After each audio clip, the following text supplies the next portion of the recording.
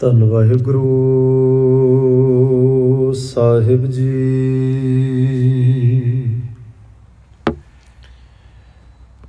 ਗਿਆਨ ਧਿਆਨ ਕਿਛ ਕਰਮ ਨਾ ਜਾਣਾ,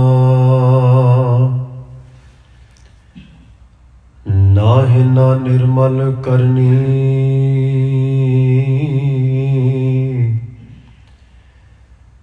साध संगत के अंचल लावो, बिखम नदी जाए तरनी। तेरे कवन कवन गुण कह कह गावा, तू साहिब गुणी निधना।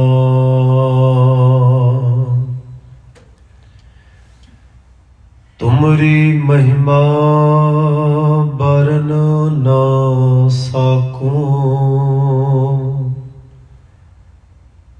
तू ठाकुर ऊच भगवाना। धन वाहिगुरु साहिब जी।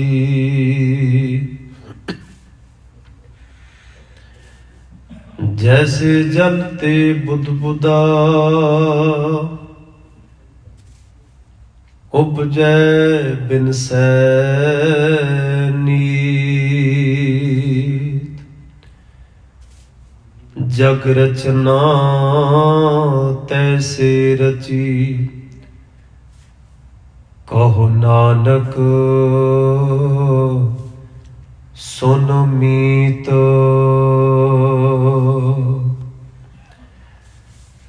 प्राणी कछु ना चेतई, मद माया कै अंध। कहो नानक बिन हर भजन, परत ताहे जम फंध।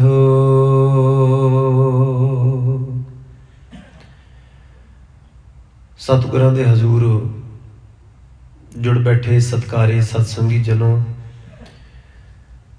ਗੁਰੂ ਮਹਾਰਾਜ ਜੀ ਨੇ ਸਾਨੂੰ ਇਹ ਅਮੁੱਲਕ ਘੜੀਆਂ ਬਖਸ਼ਿਸ਼ ਕੀਤੀਆਂ ਹਨ, ਜਿੱਥੇ ਅਸੀਂ ਆਪਣੇ ਪਰਿਵਾਰਾਂ ਦੀਆਂ ਜ਼ਿੰਮੇਵਾਰੀਆਂ, ਕਾਰ ਵਿਹਾਰਾਂ ਦੇ ਵਿੱਚ ਪੂਰਨ ਰੂਪ ਦੇ ਵਿੱਚ ਮਗਨ ਹੁੰਦੇ ਹਾਂ। ਸੰਸਾਰ ਨਾਲ, ਰਿਸ਼ਤੇਦਾਰਾਂ ਨਾਲ ਸਾਡਾ ਵਿਹਾਰ, ਮਿਲਵਰਤਨਾ, ਇਹ ਸਾਰਾ ਕੁਝ ਹੀ ਅਸੀਂ ਆਪਣੇ ਜੀਵਨ ਦੇ ਵਿੱਚ ਜ਼ਰੂਰੀ ਜਾਣਦੇ ਹਾਂ, ਸਮਝਦੇ ਹਾਂ। ਇਸ ਸਭ ਦੇ ਬਾਵਜੂਦ ਵੀ ਅਸੀਂ ਸਮਾਂ ਕੱਢ ਕੇ ਗੁਰੂ ਵੱਲੋਂ ਬਖਸ਼ਿਆ ਹੋਇਆ ਉਦਮ ਕਿ ਗੁਰੂ ਦੀ ਹਜ਼ੂਰੀ ਤੱਕ ਪਹੁੰਚ ਕਰੀਏ। ਗੁਰੂ ਦਾ ਸੁਨੇਹਾ ਕੀ ਹੈ, ਜੋ ਅਸੀਂ ਅੱਜ ਤੱਕ ਕਰਦੇ ਆ ਰਹੇ ਹਾਂ, ਉਹਨੂੰ ਗੁਰੂ ਵਿਚਾਰ ਦੇ ਨਾਲ, ਗੁਰੂ ਦੇ ਅਸੂਲਾਂ ਦੇ ਤਰਾਜੂ ਦੇ ਵਿੱਚ ਤੋਲੀਏ ਕਿ ਉਹ ਠੀਕ ਹੈ ਜਾਂ ਉਸ ਵਿੱਚ ਹੋਰ ਵੀ ਸੁਧਾਰ ਦੀ ਲੋੜ ਹੈ। ਇਸ ਆਸ ਦੇ ਨਾਲ ਅਸੀਂ ਗੁਰੂ ਦਰ ਤੇ ਪਹੁੰਚ ਕਰਦੇ ਹਾਂ।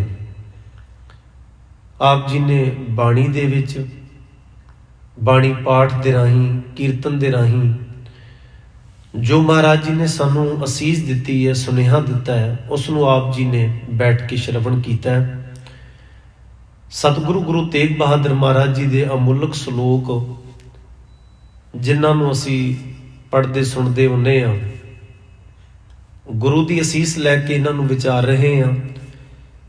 ਕਿਹਾ ਜਾਂਦਾ ਹੈ ਕਿ ਗੁਰੂ ਤੇਗ ਬਹਾਦਰ ਮਹਾਰਾਜ ਜੀ ਦੀ ਬਾਣੀ ਬੈਰਾਗਮਈ ਹੈ, ਜਾਂ ਅਸੀਂ ਉਹ ਵੀ ਜਾਣਦੇ ਹਾਂ ਕਿ ਜ਼ਿਆਦਾਤਰ ਇਹ ਅੰਤਮ ਅਰਦਾਸਾਂ ਦੇ ਵੇਲੇ, ਪ੍ਰਾਣੀ ਦੇ ਚੜ੍ਹਾਈ ਕਰਨ ਵੇਲੇ ਇਹ ਬਾਣੀ ਪੜ੍ਹੀ ਜਾਂਦੀ ਹੈ, ਗਾਈ ਜਾਂਦੀ ਹੈ, ਪਰ ਐਸਾ ਨਹੀਂ ਹੈ। ਸਾਰੇ ਗੁਰੂ ਗ੍ਰੰਥ ਸਾਹਿਬ ਦੀ ਬਾਣੀ ਦੀ ਤਾਸੀਰ ਇੱਕੋ ਜਿਹੀ ਹੈ। ਉਹਨੂੰ ਵਿਚਾਰਨ ਦੀ ਬੇਹੱਦ ਲੋੜ ਹੈ, ਸਮਝਣ ਦੀ ਲੋੜ ਹੈ। ਕੋਈ ਵੀ ਸ਼ਬਦ ਅਸੀਂ ਕਿਤੇ ਵੀ ਪੜ੍ਹੀਏ ਉਸ ਨੂੰ ਸਮਝਣਾ, ਜਾਣਨਾ ਸਾਡੇ ਲਈ ਬੜਾ ਲਾਜ਼ਮੀ ਬਣ ਜਾਂਦਾ ਹੈ। ਅਕਸਰ ਹੀ ਜਿੱਥੇ ਸ਼ੁਕਰਾਨੇ ਦੀ ਅਰਦਾਸ ਹੁੰਦੀ ਹੈ, ਨਵਾਂ ਘਰ ਹੈ, ਕਾਰੋਬਾਰ ਸ਼ੁਰੂ ਕੀਤਾ ਹੈ, ਬੱਚੇ ਦਾ ਜਨਮ ਦਿਨ ਹੈ, ਉੱਥੇ ਅਸੀਂ ਲੱਖ ਖੁਸ਼ੀਆਂ ਪਾਤਸ਼ਾਹੀਆਂ ਪੜ੍ਹ ਲੈਂਦੇ ਹਾਂ, ਪਰ ਉਹ ਸ਼ਬਦ ਨੂੰ ਧਿਆਨ ਨਾਲ ਪੜ੍ਹੋ। ਅਸਲ ਵਿੱਚ ਉਹ ਮੌਤ ਨਾਲ ਸੰਬੰਧਿਤ ਗੱਲ ਕਹਿ ਰਿਹਾ ਹੈ ਸ਼ਬਦ। ਉਹਦੀਆਂ ਅਖੀਰਲੀਆਂ ਪੰਕਤੀਆਂ ਪੜ੍ਹ ਕੇ ਵੇਖ ਲਓ, ਉਹਦੀ ਰਹਾਓ ਦੀ ਪੰਕਤੀ ਪੜ੍ਹ ਕੇ ਵੇਖ ਲਓ। ਸੋ ਬੇਨਤੀ ਸਿਰਫ ਇੰਨੀ ਹੈ ਕਿ ਬਾਣੀ ਨੂੰ ਤੋੜ ਤੋੜ ਕੇ ਨਹੀਂ ਜਾਣਿਆ ਜਾ ਸਕਦਾ। ਸਮੁੱਚੇ ਗੁਰੂ ਗ੍ਰੰਥ ਸਾਹਿਬ ਜੀ ਦੇ ਖਜ਼ਾਨੇ ਨੂੰ ਜਾਣਨ ਦੀ, ਵਿਚਾਰਨ ਦੀ ਸਾਡੀ ਜ਼ਰੂਰਤ ਬਣ ਜਾਏ। ਗੁਰੂ ਮਹਾਰਾਜ ਜੀ ਨੇ ਜੋ ਇਹਨਾਂ ਮੁਬਾਰਕ ਸਲੋਕਾਂ ਦੇ ਵਿੱਚ ਵਿਚਾਰ ਆਖੀ ਹੈ, ਆਓ ਗੁਰੂ ਅਸੀਸ ਲੈ ਕੇ ਵਿਚਾਰੀਏ। ਵਿਚਾਰਾਂ ਦੀ ਪ੍ਰਾਰੰਭਤਾ ਤੋਂ ਪਹਿਲਾਂ ਕਲਗੀਧਰ ਪਿਤਾ ਗੁਰੂ ਗੋਬਿੰਦ ਸਿੰਘ ਮਹਾਰਾਜ ਵੱਲੋਂ ਬਖਸ਼ਿਸ਼ ਕੀਤੀ। ਫਤਿਹ ਨਾਲ ਸਾਂਝ ਪਾਓ, ਆਖੋ ਜੀ ਵਾਹਿਗੁਰੂ ਜੀ ਕਾ ਖਾਲਸਾ, ਵਾਹਿਗੁਰੂ ਜੀ ਕੀ ਫਤਿਹ। ਗੁਰੂ ਤੇਗ ਬਹਾਦਰ ਮਹਾਰਾਜ ਜੀ ਨੇ 25 ਨੰਬਰ ਸ਼ਲੋਕ ਦੇ ਵਿੱਚ ਇਸ ਸੰਸਾਰ ਦੀ ਰਚਨਾ ਦੇ ਸੰਬੰਧਿਤ ਮਹਾਰਾਜ ਜੀ ਨੇ ਕੁਝ ਬਚਨ ਆਖੇ ਨੇ, ਸ਼ਬਦ ਵਰਤੇ ਨੇ। ਸ਼ਲੋਕ ਹੈ, ਜੈਸੇ ਜਲ ਤੇ ਬੁੱਧ ਬੁਧਾ ਉਪਜੈ ਬਿਨਸੈ ਨੀਤ, ਜਗ ਰਚਨਾ ਤੈਸੇ ਰਚੀ ਕਹੋ ਨਾਨਕ ਸੁਨ ਮੀਤ। ਗੁਰੂ ਮਹਾਰਾਜ ਜੀ ਨੇ ਜਗਤ ਦੀ ਰਚਨਾ, ਬਣਨ ਤੇ ਭੱਜਣ, ਟੁੱਟ ਜਾਣ ਦੇ ਉੱਤੇ ਇੱਕ ਛੋਟੀ ਜਿਹੀ ਉਦਾਹਰਣ ਲੈ ਲਈ ਹੈ। ਇਹ ਗੁਰਬਾਣੀ ਰਚਨਹਾਰਿਆਂ ਦੀ ਵਡਿਆਈ ਹੈ ਕਿ ਉਹਨਾਂ ਨੇ ਸਾਨੂੰ ਦੀਰਘ ਗੱਲਾਂ ਵੀ ਬੜੀਆਂ ਸੌਖੇ ਢੰਗ ਨਾਲ ਸਮਝਾਈਆਂ ਨੇ, ਸੌਖੀਆਂ ਸੌਖੀਆਂ ਐਗਜ਼ਾਮਪਲਾਂ ਲਈਆਂ ਨੇ, ਜਿਹੜੀਆਂ ਅਸੀਂ ਆਮ ਜੀਵਨ ਦੇ ਵਿੱਚ ਵੇਖਦੇ ਹਾਂ, ਵਰਤੋਂ ਵਿਹਾਰ ਦੇ ਵਿੱਚ ਲੈ ਕੇ ਆਉਂਦੇ ਹਾਂ, ਰੋਜ਼ਾਨਾ ਜ਼ਿੰਦਗੀ ਨਾਲ ਸੰਬੰਧ ਰੱਖਦੀਆਂ ਗੱਲਾਂ ਨੇ। ਜਿਹੜੇ ਸਹਿਜ ਪਾਠ ਕਰਦੇ ਨੇ ਉਹਨਾਂ ਨੂੰ ਪਤਾ ਹੈ ਕਿ ਬਾਣੀ ਦੇ ਵਿੱਚ ਮਹਾਰਾਜ ਜੀ ਨੇ ਕਿਰਸਾਣੀ ਦੀਆਂ ਕਿੰਨੀ ਵਾਰ ਉਦਾਹਰਨਾਂ ਦਿੱਤੀਆਂ ਨੇ। ਮਨ ਹਾਲੀ ਕਿਰਸਾਣੀ ਕਰਨੀ, ਸ਼ਰਮ ਪਾਣੀ ਤਨ ਖੇਤ, ਨਾਮ ਬੀਜ ਸੰਤੋਖ ਸੁਹਾਗਾ, ਰੱਖ ਗਰੀਬੀ ਵੇਸ। ਹੁਣ ਉਸ ਵੇਲੇ ਦੇ ਲੋਕਾਂ ਨੂੰ ਚੰਗੀ ਤਰ੍ਹਾਂ ਪਤਾ ਸੀ ਸੁਹਾਗਾ ਕੀ ਹੁੰਦਾ ਹੈ, ਹਾਲੀ ਕੀ ਹੁੰਦਾ ਹੈ, ਕਿਰਸਾਣੀ ਕੀ ਹੁੰਦੀ ਹੈ। ਹੁਣ ਅੱਜ ਇਹਨਾਂ ਦੇ ਮਾਇਨੇ ਸਮਝਣੇ ਹੋਣਗੇ ਤੇ ਸਾਨੂੰ ਕੁਝ ਤੇ ਹੱਦ ਤੱਕ ਜਾ ਕੇ ਸਟੱਡੀ ਕਰਨੀ ਪਏਗੀ ਨਾ। ਤੇ ਸੁਹਾਗਾ ਕਿਹਨੂੰ ਕਿਹਾ ਜਾਂਦਾ ਹੈ? ਜੇ ਉਹਨਾਂ ਜੰਤਰਾਂ ਬਾਰੇ ਨਹੀਂ ਪਤਾ, ਉਹਨਾਂ ਸਾਧਨਾ ਬਾਰੇ ਨਹੀਂ ਪਤਾ, ਤੇ ਮਹਾਰਾਜ ਵੱਲੋਂ ਜਿੰਨੇ ਸੁਖੈਨ ਤਰੀਕੇ ਨਾਲ ਇੱਕ ਡੀਪ ਗੱਲ ਦੱਸਦੀ ਹੈ, ਸਾਡੇ ਉਹ ਪਕੜ 'ਚ ਨਹੀਂ ਆ ਪਾਏਗੀ।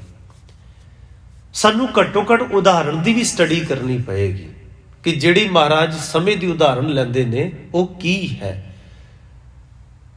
ਗੁਰੂ ਮਹਾਰਾਜ ਨੇ ਇੱਥੇ ਇੱਕ ਉਦਾਹਰਣ ਦਿੱਤੀ ਹੈ ਬੁਲਬੁਲੇ ਦੀ। ਅਸੀਂ ਆਮ ਅੱਜ ਦੀ ਬੋਲੀ ਦੇ ਵਿੱਚ ਉਹਨੂੰ ਬੁਲਬੁਲਾ ਕਹਿੰਦੇ ਹਾਂ। ਬਾਣੀ ਵਿੱਚ ਬੁਲਬੁਲਾ ਸ਼ਬਦ ਨਹੀਂ ਆਇਆ, ਬਾਣੀ ਵਿੱਚ ਬੁੱਧਬੁਦਾ ਸ਼ਬਦ ਹੀ ਆਇਆ। ਜੇ ਮੈਂ ਨਾ ਭੁੱਲਦਾ ਹੋਵਾਂ ਤੇ ਤਕਰੀਬਨ ਗੁਰੂ ਗ੍ਰੰਥ ਸਾਹਿਬ 'ਚ 4 ਤੋਂ 5 ਵਾਰੀ ਇਹ ਸ਼ਬਦ ਆਇਆ ਸਾਰਾ ਬੁੱਧਬੁਦਾ। ਅਸੀਂ ਅੱਜ ਦੀ ਬੋਲੀ ਵਿੱਚ ਬੁਲਬੁਲਾ ਕਹਿੰਦੇ ਹਾਂ ਕਿ ਵੇਖੋ ਪਾਣੀ ਦੇ ਵਿੱਚ ਬੁਲਬੁਲਾ ਪੈਦਾ ਹੋਇਆ। ਉਹ ਹਵਾ ਦੇ ਸੁਮੇਲ ਨਾਲ ਅਸਲ 'ਚ ਪੈਦਾ ਹੁੰਦਾ ਹੈ। ਉਹਦੇ ਪਿੱਛੇ ਇੱਕ ਕਾਰਨ, ਇੱਕ ਰੀਜ਼ਨ ਕੰਮ ਕਰ ਰਿਹਾ ਹੁੰਦਾ। ਸਧਾਰਨ ਪਾਣੀਓ ਹੀ ਹੁੰਦਾ ਹੈ। ਜਦੋਂ ਖਾਸ ਕਰਕੇ ਮੀਂਹ ਪੈਂਦਾ ਹੈ, ਅਸੀਂ ਆਮ ਪਿੰਡਾਂ ਦੇ ਵਿੱਚ ਘਰਾਂ 'ਚ ਆਪਣੇ ਬੂਹਿਆਂ ਤੋਂ ਬਾਹਰ ਵੇਖਿਆ ਹੈਗਾ, ਜਿੱਥੇ ਥੋੜਾ ਜਿਹਾ ਵੀ ਪਾਣੀ ਇਕੱਠਾ ਹੋ ਗਿਆ, ਮੀਂਹ ਪੈਂਦਾ ਲਗਾਤਾਰ, ਇਕੱਠੇ ਹੋਏ ਪਾਣੀ ਦੇ ਵਿੱਚ ਛੋਟੇ ਛੋਟੇ ਜਿਹੇ ਗੁਬਾਰੇ ਜੇ ਬੁਲਬੁਲੇ ਜੇ ਪੈਦਾ ਹੁੰਦੇ ਨੇ, ਹਵਾ ਦੇ ਕ੍ਰੋਸ ਨਾਲ, ਹਵਾ ਦੇ ਸੁਮੇਲ ਨਾਲ। ਪਰ ਮਹਾਰਾਜ ਕਹਿੰਦੇ ਨੇ ਉਹਨੂੰ ਤੁਸੀਂ ਕਦੀ ਗੌਰ ਨਾਲ ਵੇਖਿਓ, ਧਿਆਨ ਨਾਲ ਵੇਖੋ ਬੁਲਬੁਲੇ ਨੂੰ। ਉਹ ਬੜਾ ਚੰਗਾ ਲੱਗਦਾ ਹੈ, ਬੱਚੇ ਇੰਜੋਏ ਕਰਦੇ ਸਨ ਉਹਨਾਂ ਨੂੰ ਵੇਖ ਵੇਖ ਕੇ। ਕਿਉਂ? ਉਹ ਬਾਰ-ਬਾਰ ਬਣਦੇ, ਬਾਰ-ਬਾਰ ਟੁੱਟ ਜਾਂਦੇ, ਫੇਰ ਨਵੇਂ ਪੈਦਾ ਹੁੰਦੇ। ਤੇ ਬੁਲਬੁਲੇ ਸੇਮ ਆਕਾਰ ਦੇ ਨਹੀਂ ਹੁੰਦੇ, ਕੋਈ ਵੱਡਾ ਸਾਰਾ ਬੁਲਬੁਲਾ ਹੋਏਗਾ, ਕੋਈ ਛੋਟਾ ਜਿਹਾ ਹੋਏਗਾ, ਪਰ ਖਤਮ ਸਾਰੇ ਹੀ ਹੋ ਜਾਂਦੇ ਨੇ। ਬਾਣੀ ਵਿੱਚ ਮਹਾਰਾਜ ਜੀ ਨੇ ਆਖਿਆ, ਕਹਿੰਦੇ ਜਿਹੜਾ ਵੀ ਪੈਦਾ ਹੋਇਆ ਨਾ, ਜੋ ਉਪਜਿਓ ਸੋ ਬਿਨਸ ਹੈ। ਹੁਣ ਉਹਦੀ ਇਹ ਗਰੰਟੀ ਨਹੀਂ ਕਿ ਉਹ ਕਿੰਨਾ ਟਾਈਮ ਕੱਢ ਸਕਦਾ। ਇੱਥੇ ਮਹਾਰਾਜ ਨੇ ਆਖਿਆ ਨਾ, ਬਾਰੇ ਬੁੱਢੇ ਤੁਰਨੇ ਭਈਆ ਸਭ ਹੂੰ ਜਮ ਲੈ ਜਈ ਹੈ ਰੇ। ਜ਼ਰੂਰੀ ਤੇ ਨਹੀਂ ਕਿ ਕੋਈ ਬਜ਼ੁਰਗ ਹੋ ਕੇ ਜਾਏਗਾ ਇਸ ਧਰਤੀ ਤੋਂ, ਉਹਦਾ ਸਮਾਂ ਨਿਸ਼ਚਿਤ ਹੋਇਆ, ਉਹਦਾ ਸਮਾਂ ਮਿਥਿਆ ਗਿਆ। ਕਿਸੇ ਦਾ ਸਮਾਂ ਮਿਥਿਆ ਨਹੀਂ ਹੁੰਦਾ। ਅਸਲ ਦੇ ਵਿੱਚ ਕੋਈ ਇੱਕ ਰੀਜ਼ਨ, ਕੋਈ ਕਾਰਨ ਪਿੱਛੇ ਜ਼ਰੂਰ ਕੰਮ ਕਰ ਜਾਂਦਾ, ਕਾਰਨ ਬਣਦਾ ਅਸਲ ਦੇ ਵਿੱਚ। ਕਈ ਮਾਂ ਦੇ ਗਰਭ ਦੇ ਵਿੱਚ ਹੀ ਦਮ ਤੋੜ ਦਿੰਦੇ ਨੇ, ਉਹ ਸਾਹ ਵੀ ਨਹੀਂ ਲੈ ਪਾਉਂਦੇ ਸੰਸਾਰ ਦੇ ਵਿੱਚ, ਤੇ ਕਈ ਥੋੜੇ ਜਿਹੇ ਸਮੇਂ ਦੇ ਵਿੱਚ ਉਹ ਤੁਰਦੇ ਇਸ ਧਰਤੀ ਤੋਂ ਫਨਾ ਹੁੰਦੇ ਦਿਖਦੇ ਨੇ। ਤੁਸੀਂ ਇਤਿਹਾਸ ਵਿੱਚ ਵੇਖੋ ਕਿ ਜਿਨ੍ਹਾਂ ਨੇ ਇਸ ਘਟਨਾ ਨੂੰ ਬਰੀਕੀ ਨਾਲ ਜਾ ਕੇ ਵੇਖਿਆ ਨਾ, ਕਿਰਸਾਣੀ ਦਾ ਕੰਮ ਕਰਦੇ ਸਨ ਬਾਬਾ ਬੁੱਢਾ ਜੀ ਦੇ ਪਰਿਵਾਰ ਵਾਲੇ, ਬਚਪਨ ਦਾ ਨਾਮ ਬੁੱਢਾ ਸੀ। ਉਹਨਾਂ ਨੇ ਇੱਕ ਵਾਰ ਗੁਰੂ ਨਾਨਕ ਸਾਹਿਬ ਜੀ ਨੂੰ ਇਹ ਸਵਾਲ ਕਰਤਾ ਸੀ, ਮਹਾਰਾਜ ਕੀ ਛੋਟੀ ਉਮਰ ਦੇ ਵਿੱਚ ਵੀ ਮੌਤ ਆ ਸਕਦੀ ਹੈ? ਗੁਰੂ ਨਾਨਕ ਸਾਹਿਬ ਨੇ ਆਖਿਆ, ਜਿਹਾ ਕਿਉਂ ਪੁੱਛਦੇ ਹੋ ਤੁਸੀਂ, ਇੰਨੀ ਬਰੀਕੀ ਦੀ ਇਹ ਗੱਲ ਕਿਉਂ ਪੁੱਛ ਰਹੇ ਹੋ? ਤੇ ਉਹਨਾਂ ਨੇ ਆਖਿਆ, ਕਹਿੰਦੇ ਸਾਡੇ ਇਲਾਕੇ ਦੇ ਵਿੱਚੋਂ ਦੀ ਕੁਝ ਪਠਾਨ ਲੰਘੇ ਤੇ ਉਹਨਾਂ ਨੇ ਸਾਡੀ ਫਸਲ ਵੱਢ ਲਈ ਤੇ ਅਸੀਂ ਹੈਰਾਨ ਹੋ ਗਏ। ਕਹਿੰਦੇ ਮੈਂ ਵੇਖ ਰਿਹਾ ਸਾਂ ਕਿ ਫਸਲ ਜਿਹੜੀ ਕਿ ਅਸੀਂ ਆਪ ਖੇਤ ਵਿੱਚ ਬੀਜਦੇ ਹਾਂ ਤੇ ਕਿਸਾਨ ਵੱਡੀ ਹੁੰਦਿਆਂ ਦੇਖਣਾ ਚਾਹੁੰਦਾ ਹੈ, ਦਾਣੇ ਆ ਜਾਣ ਉਹ ਤਾਂ ਵੱਢੇਗਾ। ਉਹਨਾਂ ਨੇ ਬਸ ਦਾਤਰੀ ਫੇਰੀ, ਕੁਝ ਵੱਢ ਕੇ ਲੈ ਗਏ। ਉਹਦੇ ਵਿੱਚ ਛੋਟੇ ਛੋਟੇ ਪੌਦੇ ਵੀ ਸਨ, ਕੋਈ ਪੂਰੇ ਆਪਣੇ ਜੋਬਨ ਤੇ ਸਨ, ਪਰ ਉਹ ਸਾਰੇ ਇੱਕ ਵਾਰੀ ਵੱਢ ਕੇ ਲੈ ਗਏ। ਤੇ ਮੈਨੂੰ ਉੱਥੇ ਇੱਕ ਸਵਾਲ ਮੇਰੇ ਅੰਦਰ ਪੈਦਾ ਹੋਇਆ ਕਿ ਜਿਹੜੀ ਮੌਤ ਹੈ, ਜਦੋਂ ਮੌਤ ਦੀ ਦਾਤਰੀ ਫਿਰਦੀ ਹੈ, ਜਦੋਂ ਖਾਤਮੇ ਵੱਲ ਤੁਰਦੀ ਗੱਲ, ਤੇ ਉਦੋਂ ਕੀ ਜਿਹੜੇ ਅਜੇ ਬੱਚੇ ਨੇ, ਜਵਾਨ ਨੇ, ਉਹਨਾਂ ਤੇ ਵੀ ਇਹ ਮੌਤ ਦੀ ਦਾਤਰੀ ਇਹ ਰੰਬੀ ਫਿਰ ਜਾਂਦੀ ਹੈ, ਉਹ ਵੀ ਮਰ ਜਾਂਦੇ ਨੇ, ਉਹ ਵੀ ਖਤਮ ਹੁੰਦੇ ਨੇ। ਮਹਾਰਾਜ ਨੇ ਹੱਸ ਕੇ ਆਖਿਆ, ਬਿਲਕੁਲ ਉਹ ਵੀ ਮਰ ਜਾਂਦੇ ਨੇ, ਉਹ ਵੀ ਖਤਮ ਹੋ ਜਾਂਦੇ ਨੇ। ਗੁਰੂ ਨਾਨਕ ਸਾਹਿਬ ਨੇ ਆਖਿਆ ਕਿ ਤੁਸੀਂ ਜਿਸ ਬਰੀਕੀ 'ਚ ਜਾ ਕੇ ਉਹ ਗੱਲ ਦੇਖੀ ਤੇ ਆਪਣੇ ਜੀਵਨ ਨਾਲ ਟੁਕਾ ਲਈ, ਇਹ ਬੜੀ ਵੱਡੀ ਗੱਲ ਹੈ। ਰੋਜ਼ਮੰਨਾ ਜੀਵਨ ਦੀਆਂ ਇਹ ਘਟਨਾਵਾਂ ਜਿਹੜਾ ਅਸੀਂ ਅਸਲ 'ਚ ਕੰਮ ਕਰ ਰਹੇ ਹੁੰਦੇ ਹਾਂ ਆਲਰੇਡੀ, ਉਸੇ ਵਿੱਚੋਂ ਦੀ ਅਧਿਆਤਮਕ ਸਿੱਖਣਾ ਹੁੰਦਾ। ਉਹ ਕੋਈ ਵੱਖਰੀ ਸਟੱਡੀ ਨਹੀਂ ਹੁੰਦੀ, ਅਧਿਆਤਮਕ ਕੋਈ ਵੱਖਰੀ ਸਟੱਡੀ ਨਹੀਂ ਹੁੰਦੀ, ਇਸ ਸੰਸਾਰ ਵਿੱਚ ਹੀ ਸਭ ਕੁਝ ਹੈ। ਗੁਰੂ ਨਾਨਕ ਸਾਹਿਬ ਮਹਾਰਾਜ ਜੀ ਨੇ ਘਰਾਂ ਦੀਆਂ ਉਦਾਹਰਨਾਂ, ਕਿਰਤ ਦੀਆਂ ਉਦਾਹਰਨਾਂ, ਸਰੀਰ ਦੀਆਂ ਐਗਜ਼ਾਮਪਲਾਂ, ਹਵਾ ਪਾਉਣ ਪਾਣੀ ਦੀਆਂ ਐਗਜ਼ਾਮਪਲਾਂ, ਕੁਦਰਤ ਵਿੱਚੋਂ ਹੀ ਸਭ ਕੁਝ ਲਿਆ। ਇੱਥੋਂ ਤੱਕ ਪਸ਼ੂਆਂ ਦੀਆਂ ਐਗਜ਼ਾਮਪਲਾਂ, ਪੰਛੀਆਂ ਦੀਆਂ ਐਗਜ਼ਾਮਪਲਾਂ, ਦਰਖਤਾਂ ਦੀਆਂ ਐਗਜ਼ਾਮਪਲਾਂ ਗੁਰੂ ਗ੍ਰੰਥ ਸਾਹਿਬ ਦੇ ਵਿੱਚ ਨੇ। ਸਿੰਬਲ ਰੁੱਖ ਸਰਾਏ ਰਾਤ ਦੀ ਰਗਦ, ਲੋਕੀ ਸਦੀਆਂ ਤੋਂ ਵੇਖਦੇ ਆ ਰਹੇ ਹੋਣਗੇ ਸਿੰਬਲ ਨੂੰ, ਪਰ ਜਿਵੇਂ ਬਾਬੇ ਨਾਨਕ ਨੇ ਵੇਖਿਆ ਉਦਾਂ ਨਹੀਂ ਕੋਈ ਵੇਖ ਸਕਿਆ। ਬੜੀ ਵੱਡੀ ਵਿਚਾਰ ਦੇ ਗਿਆ ਬਾਬਾ ਗੁਰੂ ਨਾਨਕ ਸਾਹਿਬ, ਇੱਕ ਡੀਪ ਗੱਲ ਦੱਸ ਗਏ। ਕਹਿੰਦੇ ਕਿੱਡਾ ਵੱਡਾ ਸਿੰਬਲ ਰੁੱਖ, ਅਤ ਦੀਰਘ ਅਤ ਮੁੱਚ। ਦੀਰਘ ਕਹਿੰਦੇ ਨੇ ਵੱਡਾ, ਮੁੱਚ ਆਕਾਰ ਦਾ ਵੱਡਾ, ਅਤ ਦੀਰਘ ਅਤ ਮੁੱਚ। ਓਏ ਜਾਂ ਆਵੇਂ ਆਸ ਕਰ ਜਾਏ ਨਿਰਾਸੇ ਕਿਤ, ਕਿੰਨੇ ਪੰਛੀ ਆਸ ਰੱਖ ਕੇ ਵਿਚਾਰੇ ਆਉਂਦੇ ਨੇ, ਨਿਰਾਸ਼ੇ ਹੀ ਪਰਤ ਜਾਂਦੇ ਨੇ। ਕਿਉਂ? ਫਲ ਫਿੱਕੇ ਫੁੱਲ ਬਕ ਬਕੇ, ਕੰਮ ਨਾ ਆਵੇਂ ਪਤ। ਹੁਣ ਏਦਾਂ ਥੋੜਾ ਕਿਸੇ ਨੇ ਵੇਖਿਆ ਅਜੇ ਤੱਕ ਕਿ ਪੰਛੀ ਆਉਂਦੇ, ਆ ਕੇ ਬਹਿੰਦੇ ਤੇ ਚਲੇ ਜਾਂਦੇ ਨੇ। ਬਾਬੇ ਨੇ ਉਹਦੇ ਵਿੱਚ ਜਾ ਕੇ ਸਟੱਡੀ ਕੀਤੀ ਕਿ ਆਖਿਰ ਪੰਛੀ ਇੱਥੋਂ ਕੁਝ ਲੈ ਕੇ ਵੀ ਜਾਂਦੇ ਨੇ, ਉਹਨਾਂ ਨੂੰ ਟੇਸਟ ਆਉਂਦਾ ਇਹਦੇ ਵਿੱਚੋਂ ਦੀ। ਫਲ ਫਿੱਕੇ ਫੁੱਲ ਬਕ ਬਕੇ, ਟੇਸਟਲੈਸ ਹੈ, ਪਰ ਏਡਾ ਵੱਡਾ ਲੱਗਾ ਪਿਆ। ਕੀ ਫਾਇਦਾ ਹੋਇਆ? ਪੰਛੀਆਂ ਨੂੰ ਵੀ ਨਹੀਂ ਕੁਝ ਦੇ ਸਕਿਆ, ਪੇਟ ਭਰ ਉਹਨਾਂ ਨੂੰ 2 ਦਾਣੇ ਨਹੀਂ ਨਸੀਬ ਹੋਏ ਇਹਦੇ ਵੱਲੋਂ। ਕੀ ਫਾਇਦਾ ਹੋਇਆ ਇਹਦੇ ਵੱਡੇ ਦੇਖਣ ਦਾ? ਤੇ ਮਹਾਰਾਜ ਨੇ ਆਖਿਆ ਚੰਦਨ ਚੰਗਾ ਨਹੀਂ, ਨਿੱਕਾ ਜਿਹਾ ਹੈਗਾ, ਚੰਦਨ ਕਾ ਬਿਰਵਾ ਭਲਾ, ਦਿਖਦਾ ਵੀ ਨਹੀਂ ਹੈਗਾ ਉਹ ਤਾਂ। ਉਹਨੂੰ 52 ਚੰਦਨ ਕਹਿੰਦੇ ਨੇ, ਗਿੱਠਾਂ ਨਾਲ ਨਾਪ ਲਓ ਤੁਸੀਂ। ਚੰਦਨ ਕਾ ਬਿਰਵਾ ਭਲਾ, ਬੇੜਿਓ ਢਾਕ ਪਲਾਸ, ਓਏ ਭੀ ਚੰਦਨ ਹੋਏ ਰਹੇ ਬਸੇ ਜੋ ਚੰਦਨ ਪਾਸ। ਜਿਹੜੀ ਮੈਂ ਬੇਨਤੀ ਕਰ ਰਿਹਾ ਵਾਂ, ਅਸੀਂ ਜਿਹੜੇ ਵੀ ਕਿੱਤੇ ਵਿੱਚ ਆ ਨਾ, ਜਿਹੜੇ ਅਸੀਂ ਕਾਰਜ ਕਰਦੇ ਹਾਂ, ਜਿਹੜੇ ਅਸੀਂ ਆਪਣੇ ਆਪਣੇ ਇਲਾਕਿਆਂ ਦੇ ਵਿੱਚ ਵਿਚਰਦੇ ਹਾਂ, ਜਿੱਥੇ ਵਸਦੇ ਹਾਂ, ਉਹਨੂੰ ਅਸੀਂ ਡਿਫਰੈਂਟ ਨਿਗਾਹ ਨਾਲ ਵੇਖਣਾ। ਉਹ ਦ੍ਰਿਸ਼ਟੀ ਗੁਰਬਾਣੀ ਦੇਣਾ ਚਾਹੁੰਦੀ ਹੈ। ਫਿਰ ਬਾਣੀ ਕਹਿੰਦੀ ਜੈਸੀ ਦ੍ਰਿਸ਼ਟੀ ਤੈਸੀ ਸ੍ਰਿਸ਼ਟੀ। ਤੁਸੀਂ ਜਿੱਦਾਂ ਦੀ ਆਪਣੀ ਸੋਚਣੀ ਬਣਾ ਲਓਗੇ ਨਾ, ਤੁਹਾਨੂੰ ਉਦਾਂ ਦਾ ਦਿਖਣਾ ਸ਼ੁਰੂ ਹੋ ਜਾਏਗਾ। ਤੁਹਾਨੂੰ ਕੁਝ ਵੱਖਰਾ ਦਿਖੇਗਾ। ਲੋਕ ਉਹਨੂੰ ਦੇਖ ਰਹੇ ਨੇ ਲਗਾਤਾਰ, ਪਰ ਜਿਵੇਂ ਤੁਸੀਂ ਵੇਖੋਗੇ ਉਹ ਬਿਲਕੁਲ ਡਿਫਰੈਂਟ ਹੋਏਗਾ। ਫਿਰ ਜਿਵੇਂ ਤੁਸੀਂ ਵੇਖ ਕੇ ਉਹਦੇ ਅਰਥ ਲਓਗੇ, ਉਹਦੀ ਵਿਆਖਿਆ ਕਰੋਗੇ ਆਪਣੇ ਅੰਦਰ, ਉਹ ਬਿਲਕੁਲ ਵੱਖਰੀ ਹੋਏਗੀ, ਨਿਰੋਲ ਹੋਏਗੀ। ਮਹਾਰਾਜ ਨੇ ਵੇਖੋ ਬੁੱਧਬਦੇ ਨੂੰ ਵੇਖ ਕੇ ਆਖਿਆ, ਗੁਰੂ ਤੇਗ ਬਹਾਦਰ ਮਹਾਰਾਜ, ਉਹ ਕਹਿੰਦੇ ਵੇਖੋ ਬੁੱਧ ਦਾ ਬੁਲਬੁਲਾ ਪੈਦਾ ਹੁੰਦਾ ਪਾਣੀ ਵਿੱਚੋਂ ਹੀ। ਪਾਣੀ ਸਰੋਤ ਹੈ ਬੁਲਬੁਲੇ ਦਾ, ਅਸਲ ਦੇ ਵਿੱਚ ਉਹਦਾ ਇੱਕ ਪਾਰਟ ਹੈ, ਉਹ ਤੋਂ ਵੱਖਰੀ ਚੀਜ਼ ਨਹੀਂ ਹੈਗੀ। ਹਾਂ, ਜਿੰਨਾ ਚਿਰ ਉਹ ਬੁਲਬੁਲਾ ਹੁੰਦਾ ਨਾ, ਉਹਨਾਂ ਚਿਰ ਉਹ ਵੱਖਰਾ ਲੱਗਦਾ ਹੈ, ਸੋਹਣਾ ਲੱਗਦਾ, ਚੰਗਾ ਲੱਗਦਾ, ਨਿਹਾਰਿਆ ਸਾਨੂੰ ਆਨੰਦ ਜਾ ਆ ਰਿਹਾ ਹੁੰਦਾ, ਖੁਸ਼ੀ ਮਹਿਸੂਸ ਹੋ ਰਹੀ ਹੁੰਦੀ ਹੈ। ਪਰ ਮਹਾਰਾਜ ਕਹਿੰਦੇ ਨੇ ਉਹਦਾ ਸਮਾਂ ਬੜਾ ਥੋੜਾ ਹੁੰਦਾ, ਉਹਦੇ ਕੋਲ ਸਮਾਂ ਬਹੁਤ ਘੱਟ ਹੁੰਦਾ। ਉਪਜੈ ਬਿਨਸੈ ਨੀਤ, ਨਿਤਾ ਪ੍ਰਤੀ ਦੀ ਇਹ ਕਹਾਣੀ ਹੈ। ਉਹ ਪੈਦਾ ਹੁੰਦੇ ਨੇ, ਬਿਨਸ ਜਾਂਦੇ ਨੇ, ਪਾਣੀ ਵਿੱਚੋਂ ਹੀ ਉਹਦਾ ਜਨਮ ਹੋਇਆ, ਪਾਣੀ 'ਚ ਹੀ ਜਾ ਸਮਾਇਆ। ਹੁਣ ਤੁਸੀਂ ਪਾਣੀ 'ਚ ਹੱਥ ਮਾਰ ਕੇ ਬੁਲਬੁਲਾ ਨਹੀਂ ਕੱਢ ਸਕਦੇ। ਇਸ ਗੱਲ ਨੂੰ ਥੋੜਾ ਗਹਿਰਾਈ ਨਾਲ ਲਿਓ ਜੀ। ਸਾਡੇ ਮਨਾਂ 'ਚ ਸਵਾਲ ਪੈਦਾ ਹੁੰਦੇ ਨੇ, ਬੰਦਾ ਮਰ ਕੇ ਜਾਂਦਾ ਕਿੱਥੇ ਹੈ? ਅਸੀਂ ਆਮ ਹੀ ਇਹ ਗੱਲਾਂ ਸੋਚਦੇ ਹਾਂ, ਇਹ ਬੰਦਾ ਆਉਂਦਾ ਕਿੱਥੋਂ ਹੈ, ਇਹ ਜਾਂਦਾ ਕਿੱਥੇ ਆਖਿਰ ਮਰਨ ਦੇ ਬਾਅਦ? ਜਨਮ ਤੋਂ ਪਹਿਲਾਂ ਕਿੱਥੇ ਘੁੰਮ ਰਿਹਾ ਸੀ? ਬੜੇ ਸਵਾਲ ਸਾਡੇ ਅੰਦਰ ਇਹੋ ਜਿਹੇ ਜਨਮ ਲੈਣਗੇ। ਮਹਾਰਾਜ ਨੇ ਵੇਖੋ ਬੁਲਬੁਲੇ ਦੀ ਉਦਾਹਰਨ ਦੇ ਕੇ ਸਾਰੀ ਗੱਲ ਹੀ ਕਲੀਅਰ ਕਰ ਦਿੱਤੀ। ਕਹਿੰਦੇ ਬੁਲਬੁਲਾ ਕਿਤੋਂ ਨਹੀਂ ਆਇਆ, ਪਾਣੀ 'ਚੋਂ ਹੀ ਆਇਆ, ਪਾਣੀ 'ਚ ਹੀ ਸਮਾ ਗਿਆ। ਤੁਸੀਂ ਸੁਖਮਨੀ ਸਾਹਿਬ ਜੀ ਦੀ ਬਾਣੀ ਵਿੱਚੋਂ ਪੜੋਗੇ, ਮਹਾਰਾਜ ਕਹਿੰਦੇ ਨੇ ਹੁਕਮੈ ਧਾਰ ਅਧਾਰ ਰਹਾਵੈ, ਹੁਕਮੇ ਉਪਜੈ ਹੁਕਮ ਸਮਾਵੈ।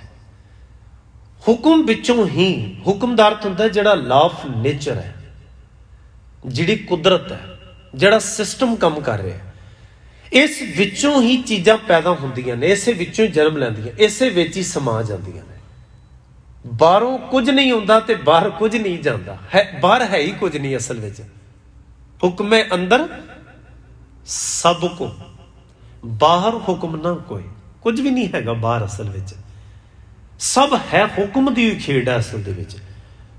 ਜਪਜੀ ਸਾਹਿਬ ਦੀ ਵਿਆਖਿਆ ਵੇਲੇ ਵੀ ਹਰ ਪੌੜੀ ਦੌਰਾਨ ਮੈਂ ਬੇਨਤੀ ਕਰਦਾ ਆ ਰਿਹਾ ਕਿ ਮਜ਼ਮੂਨ ਹੈ ਉਸ ਬਾਣੀ ਦਾ ਹੁਕਮ ਰਜ਼ਾਈ ਚੱਲਣਾ। ਜੇ ਸਚਿਆਰ ਬਣਨਾ ਬਸ ਹੁਕਮ ਰਜ਼ਾਈ ਚੱਲਣਾ। ਹੁਣ ਹੁਕਮ ਕੀ ਹੈ, ਕਿਵੇਂ ਕੰਮ ਕਰਦਾ, ਸਾਰੀਆਂ ਪੌੜੀਆਂ 'ਚ ਮਹਾਰਾਜ ਨੇ ਹੌਲੀ ਹੌਲੀ ਖੋਲ੍ਹਤਾ ਉਹਦੇ ਵਿੱਚ।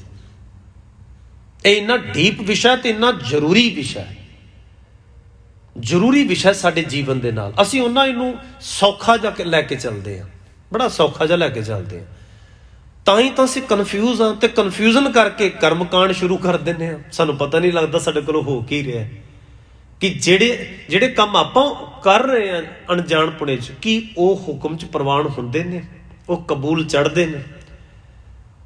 ਜਦੋਂ ਤੱਕ ਸਾਨੂੰ ਅਸੂਲਾਂ ਦਾ ਹੀ ਨਹੀਂ ਪਤਾ, ਸਿਸਟਮ ਦਾ ਹੀ ਨਹੀਂ ਪਤਾ ਲੱਗ ਪਾ ਰਿਹਾ, ਬਰੀਕੀ 'ਚ ਹੀ ਨਹੀਂ ਜਾ ਪਾਉਂਦੇ ਆਪਾਂ।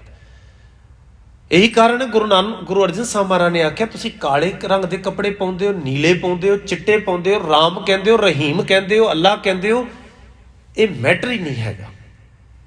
ਇਹ ਤੇ ਤੁਸੀਂ ਪੈਦਾ ਕੀਤਾ ਸਾਰਾ ਕੁਝ, ਤੁਸੀਂ ਕਾਢਾਂ ਕੱਢੀਆਂ, ਸਿਲੈਕਸ਼ਨ ਤੁਹਾਡੀ ਹੈ।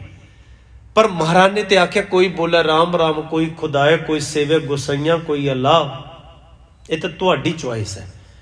ਕਾਰਨ ਕਰਨ ਕਰੀਮ, ਕਿਰਪਾ ਧਾਰ ਰਹੀਮ, ਕੋਈ ਓਡੈ ਨੀਲ, ਕੋਈ ਸੁਪੇਦ, ਕੋਈ ਨਹਾਵੇ ਤੀਰਥ, ਕੋਈ ਹਜ ਜਾਏ। ਮਹਾਰਾਜ ਨੇ ਆਖਿਆ ਇਹ ਸਭ ਕੁਝ ਤੁਸੀਂ ਆਪਣੇ ਆਪ ਕਰਦੇ ਹੋ, ਪਰ ਅਖੀਰ ਕੀ ਹੈ, ਕਹੋ ਨਾਨਕ ਜਿਨ ਹੁਕਮ ਪਛਾਤਾ, ਪ੍ਰਭ ਸਾਹਿਬ ਕਾ ਤਿੰਨ ਭੇਦ ਜਾਤਾ।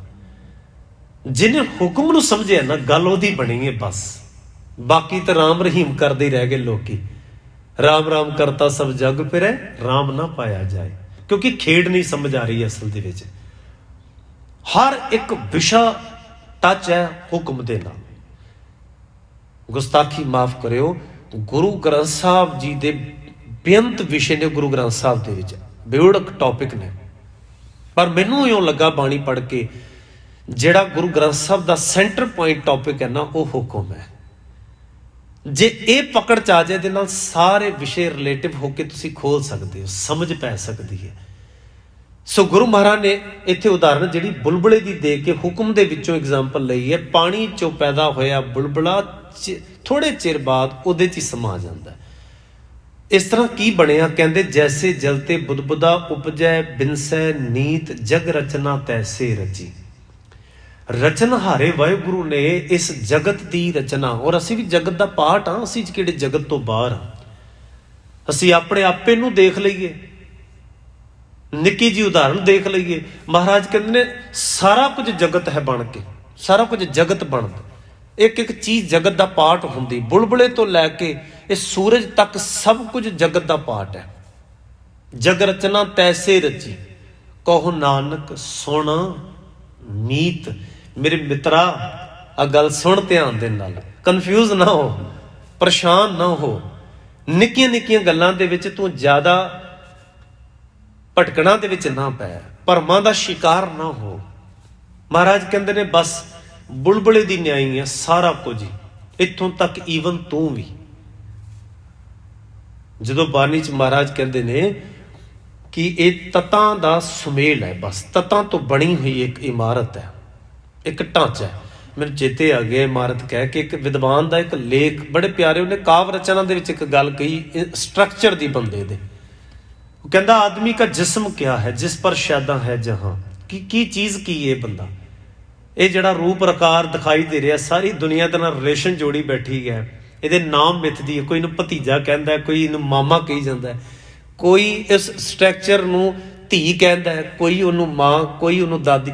ਹੈ ਤੇ ਬੋਡੀ ਉਹੀ ਹੈ ਨਾ, ਸਾਰੀ ਉਹਦੇ ਨਾਲ ਜੁੜ ਜਾਂਦੀ, ਉਹਦੇ ਨਾਲ ਨਾਮ ਮਿੱਥੇ ਜਾਂਦੇ ਨੇ, ਉਹਦੇ ਨਾਲ ਕੋਈ ਮਿੱਤਰਤਾ ਗੰਢਦਾ, ਕੋਈ ਰਿਸ਼ਤੇਦਾਰੀਆਂ ਗੰਢਦਾ, ਕਿਸੇ ਦਾ ਉਹ ਬੌਸ ਹੈ ਤੇ ਕਿਸੇ ਦਾ ਉਹ ਨੌਕਰ ਵੀ ਉਹੀ ਬੰਦਾ। ਇਹ ਆਦਮੀ का जिस्म क्या है जिस पर शैदा है जहां। वो कहता है कि मिट्टी की इमारत एक मिट्टी का है मकान, चूना गारा खून इसकी ईंटें इसकी हड्डियां, चंद सांसों पर टिका है ये ख्याले आसमां। मौत की पुरजोर आंधी जब इससे टकराएगी देख लेना ये इमारत टूट कर गिर जाएगी। बस एक खेड है, ढांचा खड़ा है बस। एक ਜਦੋਂ ਸਾਹ ਮੁੱਕਦਾ ਨਾ ਅਸਲ ਦੇ ਜਿਹਦੇ ਨਾਲ ਚੱਲ ਰਿਹਾ ਸਿਸਟਮ, ਜਿਹੜੇ ਪੰਜ ਤੱਤ ਕੰਮ ਕਰ ਰਹੇ ਨੇ ਨਾ, ਕੁਝ ਦਿਖ ਰਿਹਾ ਆਕਾਰ, ਮਹਾਰਾਜ ਕਹਿੰਦੇ ਨੇ ਇਹ ਪੰਜ ਤੱਤ ਪੰਜਾਂ ਤੱਤਾਂ ਵਿੱਚ ਹੀ ਰਲ ਜਾਂਦੇ ਨੇ। ਜਿਵੇਂ ਬੁੱਧਬੁਦਾ ਬੁਲਬੁਲਾ ਪਾਣੀ ਚੋਂ ਪੈਦਾ ਹੋਇਆ, ਪਾਣੀ 'ਚ ਹੀ ਚਲਾ ਗਿਆ, ਦਿਖਦਾ ਥੋੜਾ ਉਹਦੇ ਬਾਅਦ। ਹੁਣ ਕੋਈ ਬੁਲਬੁਲੇ ਦਾ ਪਾਠ ਰਖਵਾੜਵੇ ਕਿ ਵੇਖੋ ਜੀ ਇੱਕ ਚੀਜ਼ ਪੈਦਾ ਹੋਈ ਸੀ ਚਲੀ ਗਈ, ਹੁਣ ਉਹ ਪ੍ਰਵਾਨ ਚੜ ਜਾ, ਚਰਨਾਂ 'ਚ ਪਹੁੰਚ ਜਾ ਰੱਬ ਦੇ। ਮਹਾਰਾਜ ਕਹਿੰਦੇ ਨੇ ਉਹਦੇ ਹੁਕਮ 'ਚ ਪੈਦਾ ਹੋਈ, ਹੁਕਮ 'ਚ ਸਮਾ ਗਈ। ਹੁਕਮੇ ਉਪਜੇ ਹੁਕਮ ਸਮਾਵੇ। ਉਹਦਾ ਵੀ ਜਨਮ ਹੈ, ਪਲ ਭਰ ਦਾ ਜਨਮ ਹੈ, ਉਹਦੇ ਕੋਲ ਟਾਈਮ ਮਿਲਿਆ ਉਹਨੂੰ, ਉਹਦੀ ਇੱਕ ਆਇਡੈਂਟੀਟੀ ਕਾਇਮ ਹੋਈ, ਉਹਦਾ ਨਾਮਕਰਨ ਰੱਖ ਦਿੱਤਾ ਲੋਕਾਂ ਨੇ। ਉਹਦਾ ਪਾਣੀ ਤਾਂ ਪਾਣੀ ਹੋਈ ਆ, ਪਰ ਵਿੱਚੋਂ ਨਿਕਲਿਆ ਹੋਇਆ ਨਿੱਕਾ ਜਿਹਾ ਗੁਬਾਰਾ ਲੋਕੀ ਬੁਲਬੁਲਾ ਕਹਿੰਦੇ, ਨਾਮ ਤੇ ਆ ਗਿਆ ਨਾ ਉਹਦਾ ਨਾਮਕਰਨ ਤੇ ਹੋਇਆ ਨਾ ਆਖਿਰ। ਇਸ ਤਰ੍ਹਾਂ ਸਾਡਾ ਵੀ ਨਾਮ ਲੋਕੀ ਰੱਖ ਦਿੰਦੇ ਨੇ, ਪੈਦਾ ਹੋਇਆ ਇੱਕ ਆਕਾਰ ਹੈ, ਉਹਦਾ ਨਾਮ, ਉਹਦੀ ਆਇਡੈਂਟੀਟੀ ਰੱਖੀ ਜਾਏਗੀ। ਬਲਕਿ ਆਈਜ਼ ਪ੍ਰਿੰਟ, ਫਿੰਗਰ ਪ੍ਰਿੰਟ, ਸਾਰੇ ਪ੍ਰਿੰਟ ਅਗਲੇ ਕਹਿੰਦੇ ਨੇ ਇਹਦੇ ਹੈ ਹੀ ਡਿਫਰੈਂਟ ਨੇ, ਰਲਦੇ ਨਹੀਂ। ਕਰੋੜਾਂ ਬੰਦਿਆਂ ਅਰਬਾਂ ਬੰਦਿਆਂ ਨਾਲ ਇੱਕ ਸਿੰਗਲ ਬੰਦੇ ਦੇ ਪ੍ਰਿੰਟ ਨਹੀਂ ਮੈਚ ਕਰਨੇ, ਨਹੀਂ ਕਰਦੇ। ਚਲੇ ਗਿਆਂ ਨਾਲ ਮੈਚ ਕਰਕੇ ਵੇਖ ਲਓ ਤੇ ਜਿਹੜੇ ਨਵੇਂ ਆ ਰਹੇ ਨੇ ਉਹਨਾਂ ਨਾਲ ਮੈਚ ਕਰਕੇ ਵੇਖ ਲਓ, ਹੋਣੀ ਨਹੀਂ ਗੱਲ।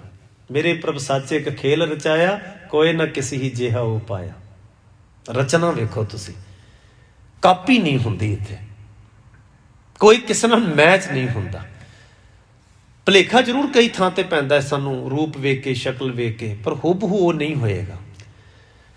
ਸੋ ਗੁਰੂ ਮਹਾਰਾਜ ਨੇ ਆਖਿਆ ਕਿ ਜਦੋਂ ਨਾਮਕਰਨ ਹੋਇਆ, ਉਹਦੇ ਨਾਲ ਸੰਬੰਧ ਬੜੇ, ਉਹ ਜਦੋਂ ਖਤਮ ਹੋਇਆ ਉਹਦੇ ਬਾਅਦ ਅਸੀਂ ਇਹ ਸੋਚਿਆ ਕਿ ਹੁਣ ਇਹਨੂੰ ਪਹੁੰਚਣ ਲੱਗਿਆ ਕਿੰਨਾ ਚਿਰ ਲੱਗੇਗਾ। ਉਹ ਜਿਹੜਾ ਪਹੁੰਚਣ ਦਾ ਸਫ਼ਰ ਹੈ ਅਸੀਂ ਮਿਥ ਲਿਆ, ਕਿਤੇ ਨਹੀਂ ਉਹਨੇ ਜਾਣਾ, ਕਿਤੋਂ ਨਹੀਂ ਸੀ ਆਇਆ। ਇਹ ਬਾਣੀ ਦਾ ਸੱਚ ਸਮਝੋ। ਜਦੋਂ ਕੋਈ ਬੰਦਾ ਮਰ ਗਿਆ, ਖਤਮ ਹੋ ਗਿਆ, ਉਹਦਾ ਸੰਸਕਾਰ ਹੋ ਗਿਆ, ਫਿਊਨਰਲ ਹੋ ਗਿਆ, ਅਖੀਰ ਅਰਦਾਸ ਹੋ ਗਈ, ਜਿਹੜੇ ਤੱਤ ਸਨ ਮਿੱਟੀ ਦਾ ਪੁੱਤ, ਉਹਨੂੰ ਕੋਈ ਮਿੱਟੀ 'ਚ ਰੱਖ ਲਵੇ। ਆ ਜਿਹੜੇ ਲੋਕ ਆ ਇੱਥੇ ਕਬਰਾਂ ਬਣਾਉਂਦੇ ਨੇ, ਜਗ੍ਹਾ ਹੀ ਘੇਰਦੇ ਨੇ, ਭੁਲੇਖਾ ਹੈ ਨਾ ਮਾਈਂਡ ਦੇ ਵਿੱਚ ਪਿਆ ਹੋਇਆ ਕਿਤੇ। ਕਿਆਮਤ ਦਾ ਦਿਨ ਆਏਗਾ, ਜਿਹੜੇ ਰੱਬ ਹੈ, ਗੋਡ ਹੈ, ਜੀਸਸ ਹੈ, ਜਾਂ ਕੋਈ ਮੁਹੰਮਦ ਸਾਹਿਬ ਨੂੰ ਉਡੀਕ ਰਿਹਾ, ਕਿਆਮਤ ਦੇ ਦਿਨ ਉਹ ਮੁਰਦਿਆਂ ਨੂੰ ਵਿੱਚੋਂ ਕੱਢ ਲੈਣਗੇ, ਉਹਨਾਂ ਨੂੰ ਪ੍ਰਾਣ ਦੇ ਕੇ ਫਿਰ ਤੋੜ ਦੇਣਗੇ, ਇੱਕ ਜੀਵਨ ਮਿਲ ਜਾਏਗਾ। ਗੁਰੂ ਨਾਨਕ ਮਹਾਰਾਜ ਨੇ ਇਹ ਭਰਮ ਤੋੜਿਆ। ਉਹ ਕਹਿੰਦੇ ਇੱਕ ਦੱਜੈ ਇੱਕ ਦੱਬੀਆਂ, ਇੱਕ ਨਾ ਕੁੱਤੇ ਖਾਹੇ, ਇੱਕ ਪਾਣੀ ਵਿੱਚ ਉਸੱਟੀਆਂ, ਇੱਕ ਭੀ ਫਿਰ ਹੱਸਣ ਪਾਹੇ। ਹੱਸਣ ਖੂਹ ਨੂੰ ਕਹਿੰਦੇ ਨੇ, ਹੱਸਣ ਮਤਲਬ ਲਾਫਿੰਗ ਨਹੀਂ, ਹੱਸਣ ਖੂਹ। ਇਹ ਵੱਖ-ਵੱਖ ਗੁਰੂ ਮਹਾਰਾਜ ਨੇ ਧਰਮਾਂ 'ਚ ਵੇਖਿਆ ਕਰਮਕਾਂਡ। ਜਿਵੇਂ ਇਸਲਾਮ ਤੇ ਈਸਾਈ ਮਤ, ਉਹ ਦਫਨਾ ਦਿੰਦੇ ਨੇ, ਬੋਡੀ ਨੂੰ ਦਫਨਾ ਦਿੰਦੇ ਨੇ। ਤੇ ਭਾਰਤੀ ਲੋਕ ਜਾਂ ਅਸੀਂ ਵੀ ਤਕਰੀਬਨ ਸੰਸਕਾਰ ਕਰ ਦਿੰਦੇ ਹਾਂ, ਅਗਨ ਦੇ ਹਵਾਲੇ ਕਰ ਦਿੰਦੇ ਹਾਂ, ਦਫਨਾਉਂਦੇ ਨੇ। ਕੁਝ ਮਤ ਇਹੋ ਜਿਹੇ ਨੇ ਜਿਹੜੇ ਇਸ ਵੇਲੇ ਭਾਵੇਂ ਕਿ ਉਹ ਮਰਨ ਦੀ ਸੀਮਾ ਤੇ ਨੇ, ਬਹੁਤ ਘੱਟ ਨੇ, ਉਂਗਲਾਂ ਤੇ ਗਿਣਨ ਵਾਲੇ ਬੰਦੇ ਦੁਨੀਆ 'ਚ ਰਹਿ ਗਏ ਨੇ। ਜਿਹਨਾਂ ਪਾਰਸੀ ਵੀ ਇੱਕ ਧਰਮ ਸੀ। ਬੰਬੇ ਜਗ੍ਹਾ ਬਣੀ ਹੋਈ ਹੈ। ਟਾਟਾ ਤੁਸੀਂ ਨਾਮ ਸੁਣਿਆ ਹੈਗਾ, ਟਾਟਾ ਜਮਸ਼ੇਦ ਜੀ ਟਾਟਾ। ਟਾਟਾ ਜਿਹੜਾ ਸੀ ਨਾ, ਟਾਟਾ ਬਿਰਲਾ ਜਿਹਨੂੰ ਕਹਿੰਦੇ ਨੇ, ਉਹ ਪਾਰਸੀ ਸੀ। ਇੱਕ ਧਰਮ ਹੈ, ਇੱਕ ਮਤ ਹੈ ਜਿਸ ਫਿਲਾਸਫੀ ਨੂੰ ਲੋਕ ਅਪਣਾਉਂਦੇ ਸਨ, ਫੋਲੋ ਕਰਦੇ ਨੇ। ਉਹਦੇ 'ਚ ਬੰਦਾ ਮਰ ਜਾਏ ਤੇ ਉਹ ਨਾ ਦਫਨਾਉਂਦੇ ਨੇ ਨਾ ਸੰਸਕਾਰ ਕਰਦੇ ਨੇ। ਬੜੀ ਹੈਰਾਨਗੀ ਵਾਲਾ ਸਬਜੈਕਟ ਹੈ ਉਹਨਾਂ ਦਾ। ਉਹ ਕੀ ਕਰਦੇ ਨੇ, ਪੂਰੇ ਬੋਡੀ ਨੂੰ ਮਸਾਲੇ ਲਾ ਕੇ ਨਾ, ਜਿਵੇਂ ਕੋਈ ਸਬਜ਼ੀ ਤਿਆਰ ਕਰੀ, ਉਹ ਇੱਕ ਚਬੂਤਰਾ ਬਣਾਇਆ ਹੁੰਦਾ ਸੀ ਉੱਚੀ ਥਾਂ, ਉੱਥੇ ਰੱਖ ਦਿੰਦੇ ਸਨ। ਉਹ ਕਹਿੰਦੇ ਸਨ ਪੰਛੀਆਂ ਦਾ ਭੋਜਨ ਹੈ, ਤੇ ਸਾੜ ਕੇ ਇਹਨੂੰ ਸਵਾਈ ਕਰ ਦੇਣਾ, ਕਿਸੇ ਦੇ ਕੰਮ ਆਏਗਾ। ਉਹ ਚਿੜੀਆਂ ਨੇ, ਪੰਛੀਆਂ ਨੇ, ਇੱਲਾਂ ਨੇ ਆ ਕੇ ਖਾ ਜਾਣਾ। ਬਾਅਦ ਵਿੱਚ ਜਿਹੜੀਆਂ ਹੱਡੀਆਂ ਬਚਣੀਆਂ, ਉਹਨਾਂ ਨੇ ਹੱਡੀਆਂ ਨੂੰ ਪੀਸ ਕੇ ਆਟੇ 'ਚ ਪਾ ਕੇ ਤੇ ਉਹ ਵੀ ਪੰਛੀਆਂ ਨੂੰ ਖਵਾ ਦੇਣਾ। ਗੱਲ ਮੁੱਕ ਗਈ। ਕਿਸੇ ਨੇ ਖੂਹ 'ਚ ਸੁੱਟ ਦੇਣਾ। ਪਰ ਉਹਨਾਂ ਦਾ ਵੀ ਭਰਮ ਸੀ, ਹਰ ਇੱਕ ਦੇ ਨਾਲ ਭਰਮ ਜ਼ਰੂਰ ਜੁੜਿਆ ਹੋਇਆ ਸੀ। ਮਹਾਰਾਜ ਨੇ ਸਾਰਿਆਂ ਦੀਆਂ ਐਗਜ਼ਾਮਪਲਾਂ ਲੈ ਲਈਆਂ। ਕਹਿੰਦੇ ਇੱਕ ਦੱਜੈ ਇੱਕ ਦੱਬੀਆਂ, ਇੱਕ ਨਾ ਕੁੱਤੇ ਖਾਹੇ। ਦੱਜੇ ਕਹਿੰਦੇ ਨੇ ਸਾੜਨਾ, ਦੱਬੇ ਆ ਕਬਰਾਂ ਬਣਾਉਣੀਆਂ। ਇੱਕ ਦੱਜੈ ਇੱਕ ਦੱਬੀਆਂ, ਇੱਕ ਨਾ ਕੁੱਤੇ ਖਾਹੇ, ਇੱਕ ਪਾਣੀ ਪੀ ਵਿੱਚ ਉਸੱਟੀਆਂ। ਕਈ ਪਾਣੀ ਸੁੱਟਦੇ ਦੱਸਣ ਲਾਸ਼ ਤੇ। ਇੱਕ ਭੀ ਫਿਰ ਹੱਸਣ ਪਾਏ, ਖੂਹ 'ਚ ਪਾ ਦਿੰਦੇ ਨੇ। ਮਹਾਰਾਜ ਕਹਿੰਦੇ ਨਾਨਕ ਏਵ ਨਾ ਜਾਪਈ, ਕਿੱਥੇ ਜਾਏ ਸਮਾਏ। ਗੁਰੂ ਨਾਨਕ ਮਹਾਰਾਜ ਕਹਿੰਦੇ ਨੇ ਵਿੱਚੋਂ ਦੀ ਜੋ ਨਿਕਲ ਕੇ ਗਿਆ ਹੈ ਨਾ, ਜਿਹਨੂੰ ਅਸੀਂ ਆਤਮਾ ਕਹਿ ਰਹੇ ਹਾਂ, ਸੋਲ ਕਹਿ ਰਹੇ ਹਾਂ, ਹੰਸ ਕਹਿ ਰਹੇ ਹਾਂ, ਜੀਓ ਕਹਿ ਰਹੇ ਹਾਂ, ਉਹ ਕਿੱਥੇ ਗਿਆ ਹੈ? ਮਹਾਰਾਜ ਕਹਿੰਦੇ ਨੇ ਇਹਦਾ ਨਹੀਂ ਦੱਸਿਆ ਜਾ ਸਕਦਾ। ਕਿਉਂਕਿ ਕੋਈ ਚੀਜ਼ ਆਈ ਥੋੜਾ ਜਿਹੜੀ ਉੱਥੇ ਜਾਣੀ ਹੈ ਵਾਪਸ, ਉਹਦਾ ਕੋਈ ਸਫ਼ਰ ਥੋੜਾ ਹੋਣਾ ਹੈ। ਇੱਥੇ ਮਾਟੀ ਮਾਟੀ ਹੋਈ ਏਕ, ਇੱਥੇ ਪਵਨੇ ਮੇ ਪਵਨ ਸਮਾਇਆ, ਜੋਤੀ ਮੇ ਜੋਤ, ਜੋਤ ਜਿਹਨੂੰ ਅਸੀਂ ਕਹਿੰਦੇ ਹਾਂ ਸੋਲ, ਜੋਤੀ ਮੇ ਜੋਤ ਰਲ ਜਾਏ। ਮਾਟੀ ਮਾਟੀ ਹੋਈ ਏਕ, ਮਰਨ ਹਾਰੇ ਕੀ ਕਵਨ ਟੇਕ। ਕੌਣ ਮੂਆ ਰੇ ਕੌਣ ਮੂਆ, ਕਿਹੜੀ ਚੀਜ਼ ਖਤਮ ਹੋਈ ਹੈ ਭਾਈ, ਕਿਹੜੀ ਚੀਜ਼ ਮਰੀ ਹੈ? ਸਿਰਫ ਫਾਰਮ ਚੇਂਜ ਹੁੰਦੀ ਹੈ ਅਸਲ ਦੇ ਵਿੱਚ, ਉਹ ਕਿਸੇ ਹੋਰ ਫਾਰਮ 'ਚ ਬਦਲ ਜਾਏਗਾ। ਕਿਉਂਕਿ ਤੱਤਾਂ ਨੇ ਤੇ ਆਖਿਰ ਮਰਨਾ ਨਹੀਂ ਨਾ, ਔਰ ਫਾਰਮ ਬਦਲ ਲੈਣਗੇ ਆਪਣੀ। ਅਸੀਂ ਪਤਾ ਨਹੀਂ ਪਹਿਲਾਂ ਕਿਹੜੀ ਫਾਰਮ ਦੇ ਵਿੱਚ ਆ। ਇਹਦੀ ਜ਼ਰੂਰੀ ਨਹੀਂ ਸਾਨੂੰ ਨੌਲੇਜ ਹੋਣੀ, ਜ਼ਰੂਰੀ ਨਹੀਂ ਆਪਾਂ ਕਿੱਥੇ ਜਾਣਾ ਦੀ ਨੌਲੇਜ ਹੋਣੀ। ਇਹ ਸਾਡਾ ਸਬਜੈਕਟ ਵੀ ਨਹੀਂ ਹੈਗਾ। ਸਾਨੂੰ ਸਮਝ ਆਉਣੀ ਚਾਹੀਦੀ ਹੈ ਪ੍ਰੈਜ਼ੈਂਟ ਵਿੱਚ ਇੱਥੇ ਜੋ ਹੈ ਉਹ ਮੈਂ ਕੀ ਕਰਾਂ। ਫੋਕਸ ਇੱਥੇ ਹੋਵੇ, ਵਰਤਮਾਨ 'ਚ ਹੋਵੇ। ਸਾਨੂੰ ਧਾਰਮਿਕ ਤੌਰ ਤੇ ਇੰਨੀਆਂ ਕਹਾਣੀਆਂ ਦੇ ਕੇ ਉਲਝਾ ਦਿੱਤਾ ਗਿਆ। ਅਸੀਂ ਜਾਂ ਤੇ ਮਰਨ ਤੋਂ, ਜੀਵਨ ਤੋਂ ਪਹਿਲਾਂ ਲੱਭ ਰਹੇ ਹਾਂ ਕਿੰਨੀਆਂ ਜੂਨਾਂ ਵੇਸਾਂ, ਜਾਂ ਮਰਨ ਦੇ ਬਾਅਦ ਕਿੱਥੇ ਜਾਵਾਂਗੇ। ਇੱਕ ਗ੍ਰੰਥ ਬਣਾਤਾ, ਉਹਦਾ ਨਾਮ ਹੈ ਗਰੁੜ ਪੁਰਾਣ ਗ੍ਰੰਥ। ਏਡਾ ਮੋਟਾ ਗ੍ਰੰਥ ਬਣਾਤਾ, ਗੱਪ ਕਹਾਣੀ ਬਣਾ ਕੇ ਮਰਨ ਦੇ ਬਾਅਦ 365 ਦਿਨ ਲੱਗਦੇ ਨੇ, ਦੀਵਾ ਬਾਲਣਾ ਪੈਂਦਾ ਹੈ, ਦਬਦੀ ਘਾਹ ਤੇ ਵਿਛਾਉਣਾ ਪੈਂਦਾ ਬੰਦੇ ਨੂੰ, ਫਿਰ ਹਰ ਸਾਲ ਸਰਾਧ ਕਰਾਉਣੇ ਪੈਂਦੇ ਨੇ। ਉਹ ਇੱਕ ਨਦੀ ਲੰਘਣੀ ਪੈਂਦੀ ਹੈ, ਉੱਥੇ ਗਾਂ ਚੜਾਓਗੇ, ਉਹਦੀ ਪੂਛ ਫੜੇਗਾ ਬਾਪੂ ਤਾਂ ਉਹ ਨਦੀ ਲੰਘੇਗਾ। ਉਹਨੂੰ ਤਰਨੀ ਨਦੀ ਦਾ ਨਾਮ ਦੇ ਦਿੱਤਾ ਗਿਆ। ਕਿੰਨੀਆਂ ਗੱਪ ਕਹਾਣੀਆਂ ਮਰਨ ਦੇ ਬਾਅਦ ਬਣ ਗਈਆਂ, ਜਿਹਦੀ ਸਮਝ ਹੀ ਨਹੀਂ ਬੰਦੇ ਨੂੰ, ਨੌਲੇਜ ਹੀ ਨਹੀਂ ਹੈਗੀ। ਕੋਈ ਪ੍ਰੂਫ ਹੈ ਤਾਂ ਕਿਸੇ ਕੋਲ? ਸਾਨੂੰ ਉਹੀ ਡਰਾ ਮਾਰਤਾ ਅਗਲਿਆਂ ਨੇ। ਤੁਸੀਂ ਫਲਾਣੀ ਜੂਨ 'ਚ ਨਾ ਪੈ ਜਾਓ, ਫਲਾਣੀ ਜੂਨ 'ਚ ਨਾ ਪੈ ਜਾਓ। ਦੱਸੋ ਉਹ ਜੂਨਾਂ ਕੀ ਕੁਦਰਤ ਦਾ ਪਾਰਟ ਨਹੀਂ ਹਨ?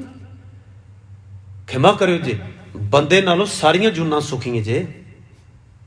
ਕੰਪੈਰੀਜ਼ਨ ਕਰਕੇ ਵੇਖ ਲਓ ਤੁਸੀਂ, ਸਾਰੀਆਂ ਸੁਖੀ ਜੇ। ਪਸ਼ੂ ਪਰਿੰਦੇ ਸੁਖੀ ਨੇ। ਜਿੰਨਾ ਕਦੀ ਤੁਸੀਂ ਅਖਬਾਰ 'ਚ, ਟੀਵੀ 'ਚ, ਨਿਊਜ਼ 'ਚ ਸੁਣਿਆ ਕਿ ਫਲਾਣੇ ਜਾਨਵਰ ਨੇ ਆਤਮ ਹੱਤਿਆ ਕਰ ਲਈ ਹੈ?